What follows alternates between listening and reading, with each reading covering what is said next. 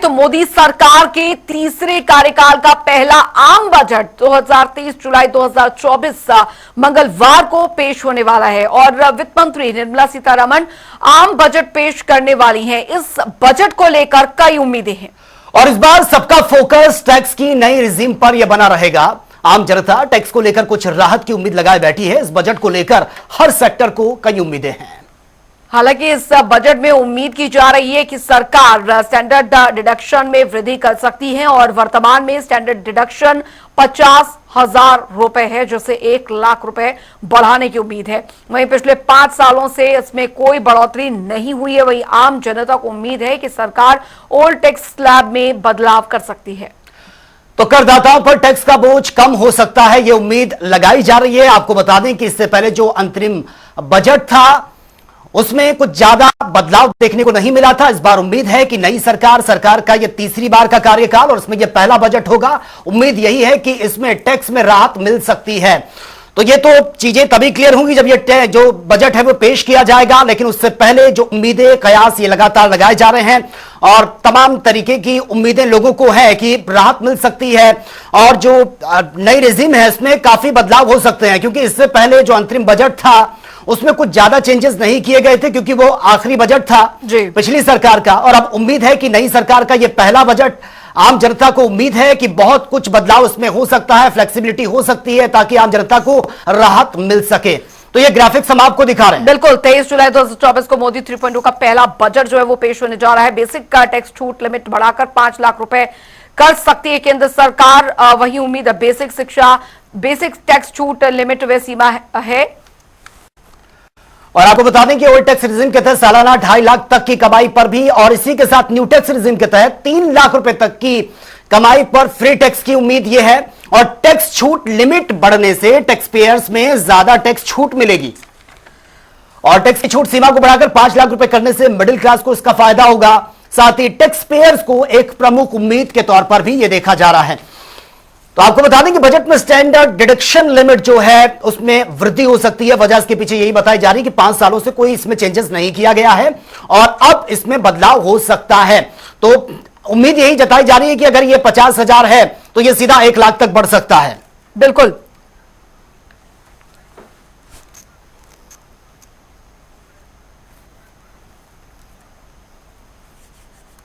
और इसी पर हमारे साथ कुछ खास मेहमान भी बने हुए हैं, उनसे इंट्रोड्यूस आपका करवा देता हूं। हमारे साथ पंकज गुप्ता चार्टर्ड अकाउंटेंट हैं, सीधा हमारे साथ लाइव बने हुए हैं। आकाश जिंदल हमारे साथ फोन लाइन पर बने हुए हैं और आगे भी कुछ गेस्ट हमसे जुड़ेंगे, उनसे भी हम बातचीत करेंगे। सबसे पहले पंकज गुप्ता जी आपके पास मैं आना चाहूंगा। नई सरकार या फिर यह कहें कि मोदी सरकार के तीसरे कार्यकाल की शुरुआत हो चुकी है, पहला बजट पेश किया जाएगा। सबसे पहले आपका पहला रिएक्शन मैं जानना चाहूंगा, किस तरह से आप ये देख रहे हैं, कितना बड़ा बदलाव उसमें हो सकता है? सचिन जी नमस्कार। सचिन जी, मेरा मानना है कि इस बार गवर्नमेंट को, आम आदमी को कुछ रिलीफ देने होंगे। पिछले कुछ सालों से जितने भी बजट आए हैं जी, उसमें फाइनेंस मिनिस्टर जी ने आम आदमी को, जिसको हम मिडिल क्लास कहते हैं और जो किसी भी इकोनॉमी की रीढ़ है, उसको किसी भी तरह का रिलीफ उन्होंने नहीं दिया है जी। जिस ढंग से महंगाई बढ़ती जा रही है उससे आम आदमी त्रस्त है। आप तो जानते ही है कि पिछले कुछ सालों से महंगाई बढ़ने से जितने भी इंटरेस्ट है, जो भी हाउसिंग इंटरेस्ट है, व्हीकल इंटरेस्ट है, जो कि आम आदमी को जो अवेल करता है अपने गुजारे के लिए, वो सब बढ़ चुके हैं। तो उसकी EMI बढ़ चुकी है।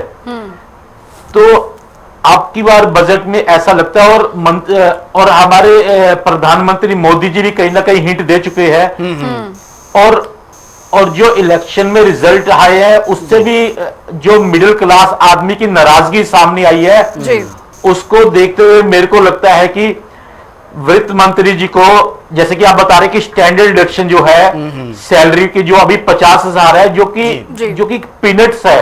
बिल्कुल, मेरे ख्याल में आप तो 1 लाख कह रहे हैं, मेरे ख्याल में कम से कम 2 लाख रुपए होनी चाहिए। ठीक है। और जो टैक्स की जो आप कह रहे हैं, आपने भी बताया कि न्यू रिजीम में 3 लाख रुपए हैं और ओल्ड में 2.5 लाख थी। मेरे को लगता है कि उसको बढ़ाकर 5 लाख रुपए तक एक मुश्त छूट करनी चाहिए। बिल्कुल। जी।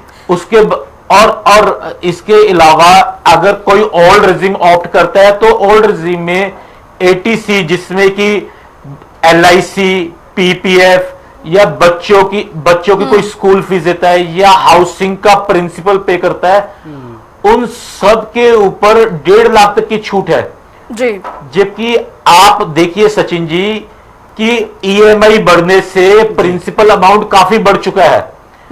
तो मेरे को लगता है कि ये 1.5 लाख की छूट को कम से कम 2.5 लाख, अव्वल तो ये 3 लाख करनी चाहिए, नहीं तो 2.5 लाख तो करने ही चाहिए जी।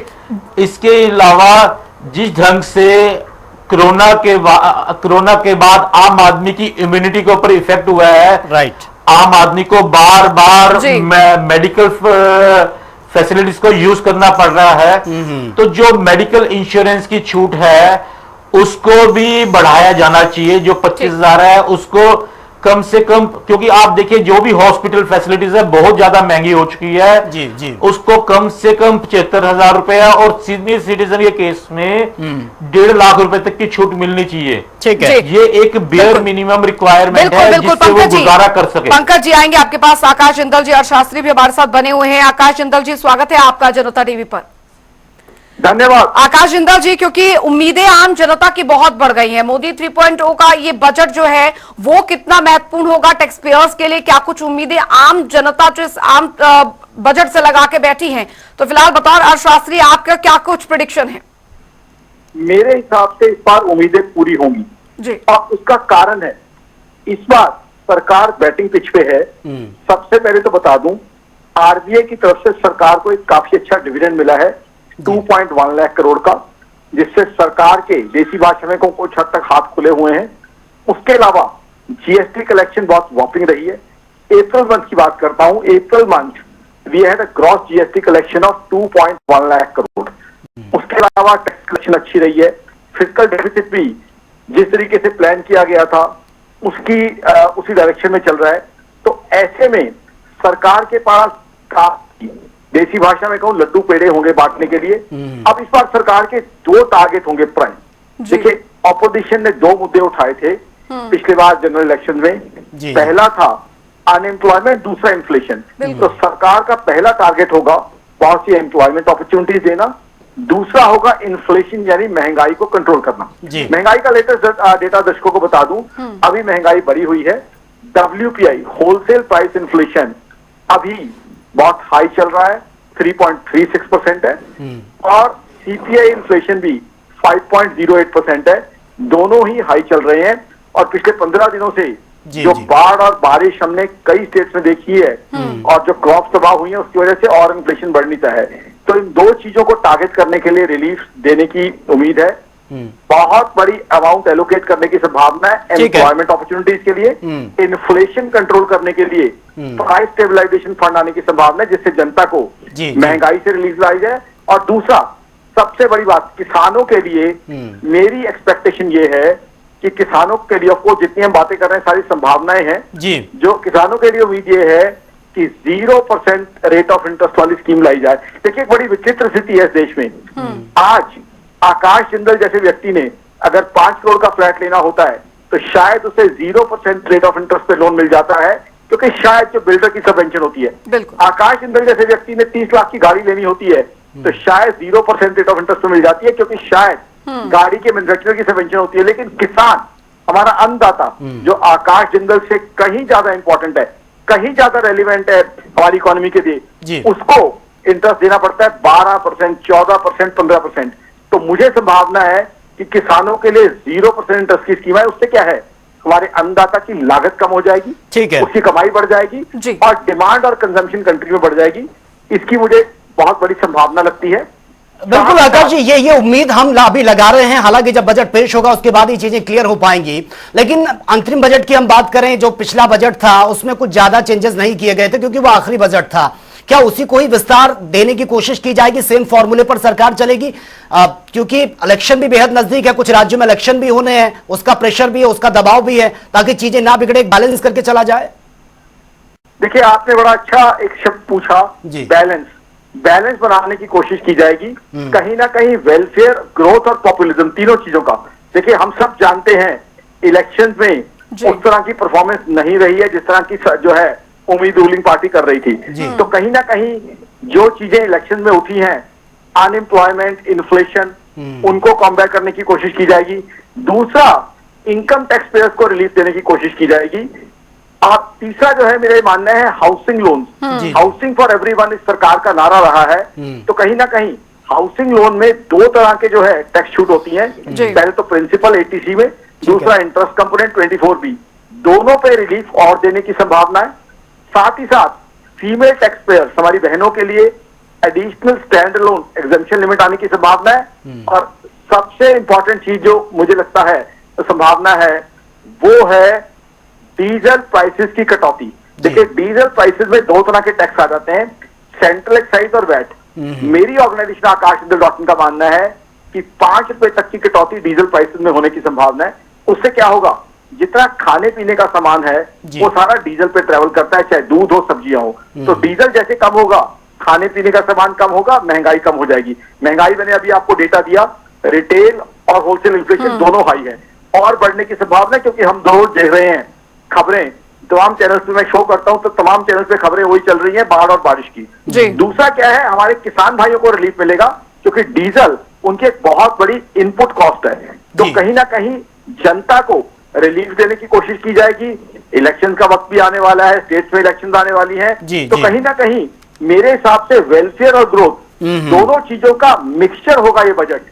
वेलफेयर, आम आदमी का कल्याण करने की कोशिश भी की जाएगी, और साथ के साथ जो ग्रोथ मोमेंटम है, क्योंकि आज 10 सेकंड में और लूंगा, बड़ी इंपॉर्टेंट चीजें हैं। आज नरेंद्र मोदी साहब को मैं सैल्यूट करूंगा कि उनकी अध्यक्षता के अंदर, उनकी प्राइम मिनिस्टरशिप के अंदर हम दुनिया की फास्टेस्ट ग्रोइंग इकोनॉमी बने हैं। 8.2% का जीडीपी ग्रोथ हमारा है, जो कि दुनिया में बड़ी इकोनॉमीज में से सबसे तेज है। अमेरिका, चाइना, जर्मनी, जापान, जो चारों इकोनॉमीज हमसे बड़ी हैं, उन चारों में से किसी की जीडीपी ग्रोथ हिंदुस्तान को मैच नहीं करती। तो जो प्रधानमंत्री मोदी साहब ने एग्जेम्पलरी इकोनॉमी की ग्रोथ दिखाई है दुनिया को, वो तो कंटिन्यू रहनी है, क्योंकि दुनिया में हिंदुस्तान का परचम आज बड़ी शान के साथ लहरा रहा है। जहां दुनिया में स्लो डाउन है, हिंदुस्तान तेजी के नए रिकॉर्ड बना रहा है, तेजी के नए आयाम छू रहा है, और दुनिया उसकी तारीफ कर रही है। ठीक, बिल्कुल लौटूंगी आपके पास सर, और पंकज जी भी लगातार हमारे साथ यहाँ पर बने हुए हैं।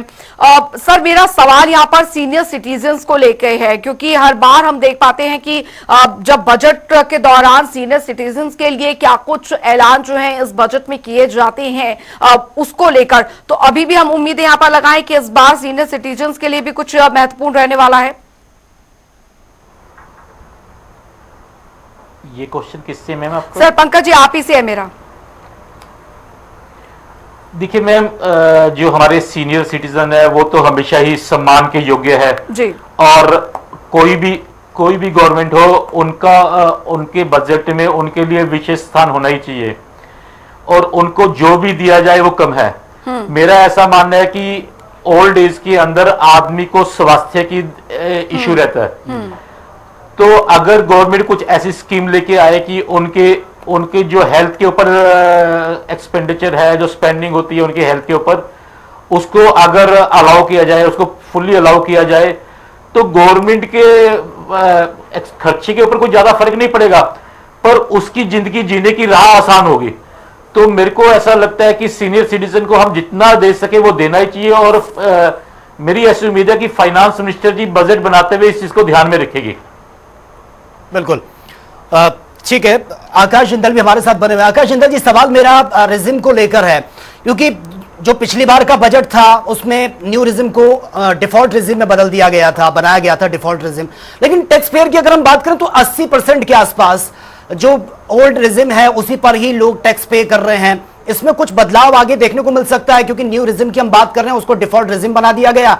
अब उम्मीद जगाई जा रही है कि आने वाले वक्त में जो नया रिजिम बनेगा उसमें उनकी संख्या ज्यादा बढ़ेगी, क्योंकि अभी तक जो टैक्स पेयर हैं वो ओल्ड रिजिम में ही अपना टैक्स पे कर रहे हैं।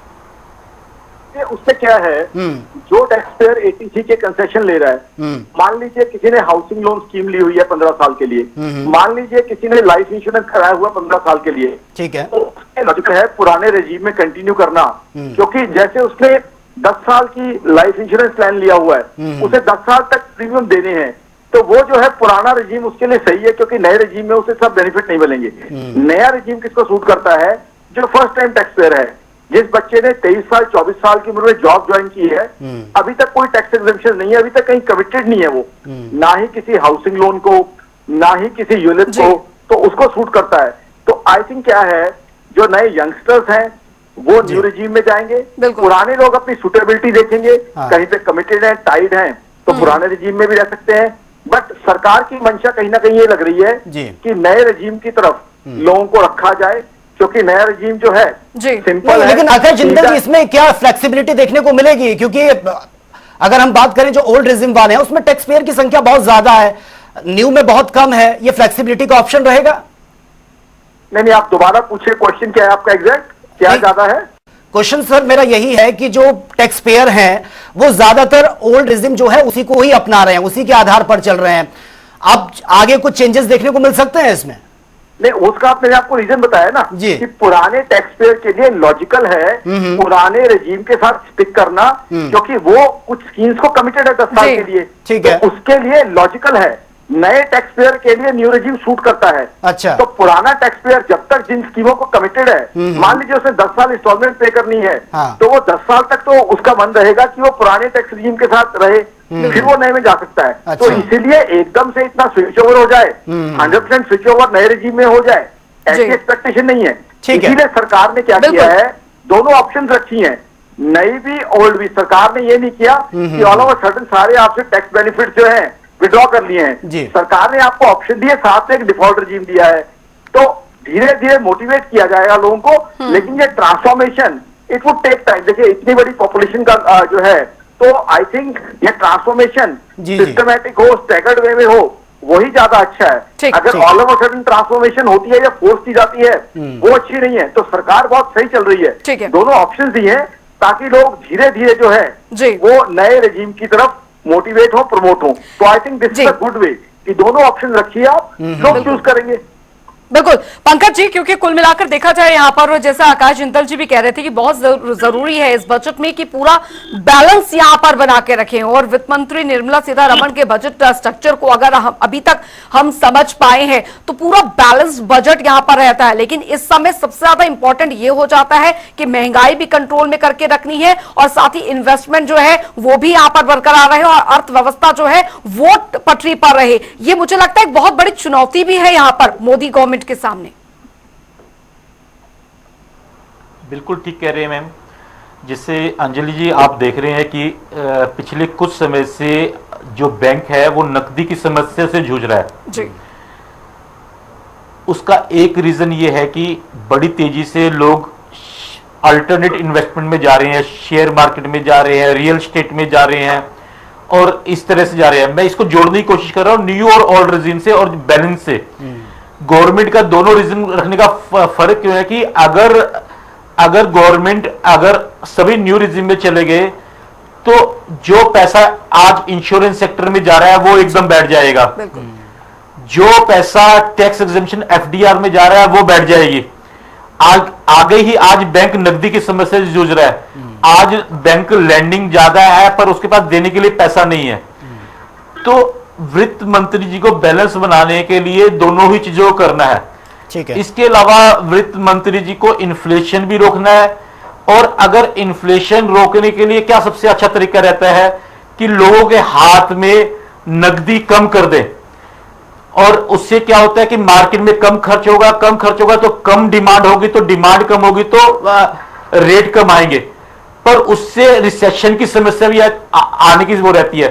तो गवर्नमेंट दोनों चीजों को बैलेंस करना चाहेगी कि भी ना तो नकदी इतनी ज्यादा हो जिससे कि इन्फ्लेशन बढ़े और ना इतनी कम हो कि ग्रोथ निकल जाए हाथ से, ग्रोथ रुक जाए जी। क्योंकि इस समय भारत सबसे तेज इमर्जिंग इकोनॉमी है।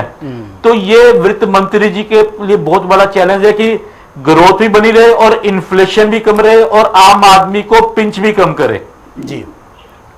बिल्कुल। आकाश जिंदल जी, सवाल मेरा आपसे है स्टैंडर्ड डिडक्शन को लेकर। इसमें भी उम्मीद जताई जा रही कि स्टैंडर्ड डिडक्शन में वृद्धि हो सकती है, क्योंकि लंबे टाइम तक अभी इसमें कुछ भी ज्यादा चेंजेस नहीं हुआ है 2019 के बाद से अब तक। कितनी उम्मीद ये जताई जा रही है अगर इसमें चेंजेस होता है तो कितना बड़ा उछाल होगा?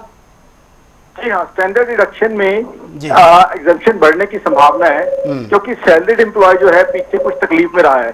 सैलरीड एम्प्लॉय की बात करें तो प्राइवेट सेक्टर में सैलरी में उतना इंक्रीमेंट नहीं हुआ है, ग्लोबल स्लोडाउन के चलते हुए जी। इन्फ्लेशन उसके लिए बढ़ती जा रही है, यानी एक तरफ उसकी कमाई उस हिसाब से बढ़ी नहीं है, खर्चे बढ़ गए हैं क्योंकि ग्लोबल स्लोडाउन है।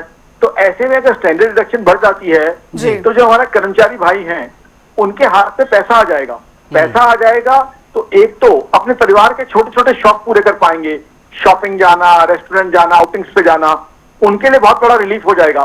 साथ ही साथ इकोनॉमी के अंदर पैसा आ जाएगा। See I tell you, if one person spends 50 other people earn. Now if one person goes and buys a motorcycle for 80,000 rupees, what happens is 20,000 people get employment out of that. जी. So I think standard deduction increment, if it is done, is going to help our economy a lot, because there would be money in the hands of common man.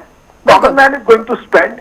That would boost demand and consumption. Demand and consumption, if they are boosted, that would mean higher tax collection, higher GST collection, and a GDP growth which could even go beyond 8%. So जी. I think standard deduction definitely should be increased. It would be a good, well-deserved gift for employers. जी. Plus, it would be a booster for the economy. ठीक. I can tell you the calculation of my organization, Akash Handel.in, clearly tells that if you increase standard deduction by a reasonable amount, whatever the government foregoes as tax collection, more than that would be collected as tax, wherein the people who get that money will go and spend, and we'll have higher GST and higher direct tax collection. So I think enhancement in standard deduction should be there. It would give a relief, it would give a smile on the faces of employees, plus it would benefit the economy. So I think it's government is on a batting wicket. Now fiscal prudence, already government has taken care. Already I have told you deficit is not that high. जी. RBI has given a whopping dividend. GST collection I have given you April 2024 collections. बिल्कुल. This is 2,10,000 crore dot GST collection.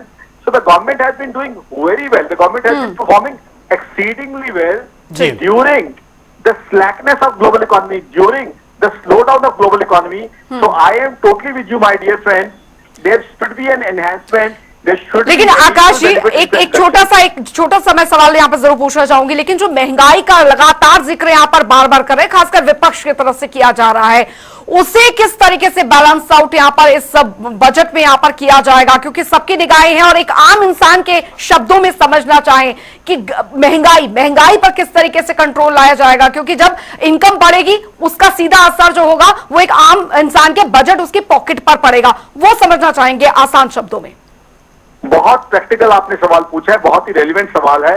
महंगाई ऐसी चीज है, हर व्यक्ति को परेशान कर रही है। जैसे मैंने आपको बताया कि डीजल प्राइसेस में 5 रुपए की छूट का मुझे अंदाजा लगता है। डीजल प्राइस में जैसी कमी आएगी तो आप जानती हैं कि दूध, सब्जियां, जितना भी खाने पीने का सामान है वो डीजल पे ट्रेवल करता है। डीजल प्राइसेस में अगर कमी होती है, दूध और सब्जियां जो महंगाई का बड़ा वाइटल हिस्सा है, उनके प्राइसेस कम हो जाएंगे तो महंगाई ऑटोमेटिकली रिड्यूस हो जाएगी। दूसरा, प्राइस स्टेबलाइजेशन फंड की मैं उम्मीद कर रहा हूं इस बजट में, जिससे महंगाई को रिलीफ दिया जाए। मैं इस बात में आपके साथ हूं कि महंगाई की बात करें, WPI का डेटा 3.66% है और उसके बाद CPI के डेटा की बात करें 5.08% है, दोनों ही ज्यादा हैं।